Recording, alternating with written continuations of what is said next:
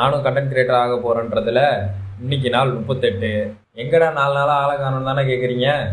ஊருக்கு போயிட்டு வந்த டைடில் ஒரு நாள் வீடியோ போட வேணாம்னு நினச்சேன். அது ஒரு வாரமாக ஆகி போச்சு. அதனால் எல்லாரும் என்ன மன்னிச்சுக்கோங்க. ஒரு வாரமாக நமக்கு பிரச்சனைக்கு மேலே பிரச்சனைகளாகவே இருந்தது.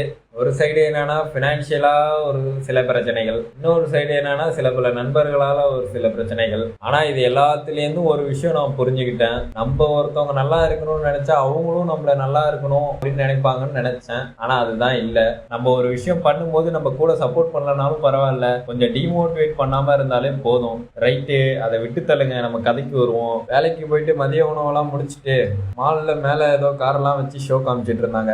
அப்படியே நம்ம போயிட்டு காரெல்லாம் வாங்குற மாதிரியே பிரைஸ்லாம் என்னன்னு கேட்டு விசாரிச்சுட்டு இந்த பக்கம் பார்த்தா ஹயபுசாவை நிக்க வச்சிருக்கானுங்க. இந்த வண்டியை பார்த்தாலே நம்ம டிடிஎம் ப்ரோ தான் ஞாபகத்துக்கு வராரு. தலைவர் ஆசைப்பட்டு வாங்கின வண்டி.